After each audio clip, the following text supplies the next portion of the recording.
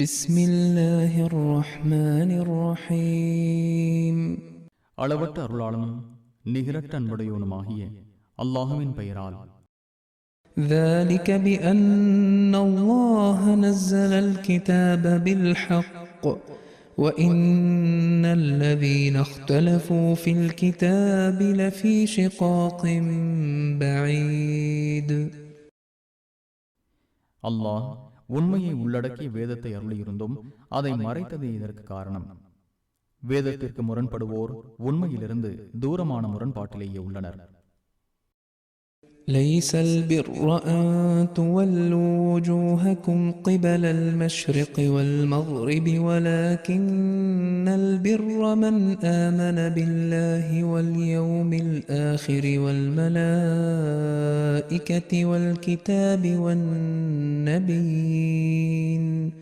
وآتى المال على حبه ذوي القربى واليتامى والمساكين وابن السبيل والسائلين وفي الرقاب وأقام الصلاة وآتى الزكاة والموفون بعهدهم إذا عاهدوا والصابرين في البأساء والضراء وحين البأس أولئك الذين صدقوا وأولئك هم المتقون.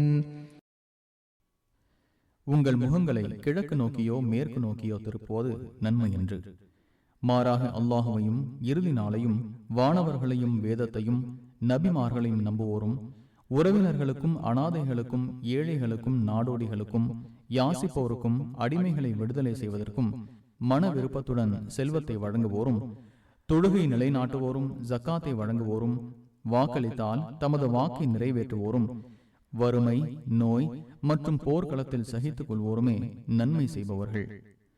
அவர்களே உண்மை கூறியவர்கள், அவர்களே இறைவனை அஞ்சுபவர்கள்.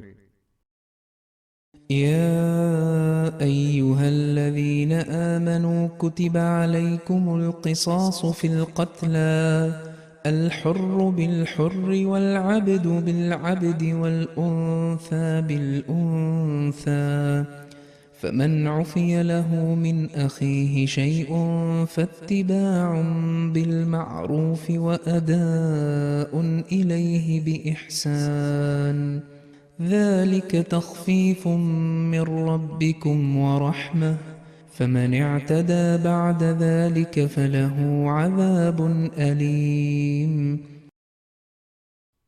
நம்பிக்கை கொண்டோரே, சுதந்திரமானவனுக்காக கொலை செய்த சுதந்திரமானவன், அடிமைக்காக கொலை செய்த அடிமை, பெண்ணுக்காக கொலை செய்த பெண் என்ற வகையில் கொல்லப்பட்டோருக்காக பழி வாங்குவது உங்களுக்கு கடமையாக்கப்பட்டுள்ளது.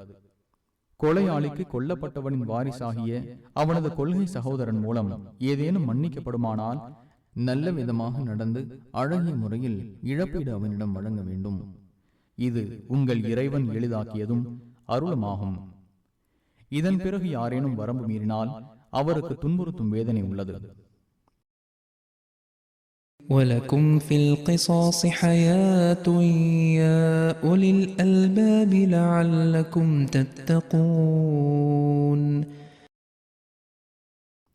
அறிவுடையோரே, பழிக்கு பழி வாங்கும் சட்டத்தில் உங்களுக்கு வாழ்வு உள்ளது. இச்சட்டத்தினால் கொலை செய்வதிலிருந்து விலகிக் கொள்வீர்கள்.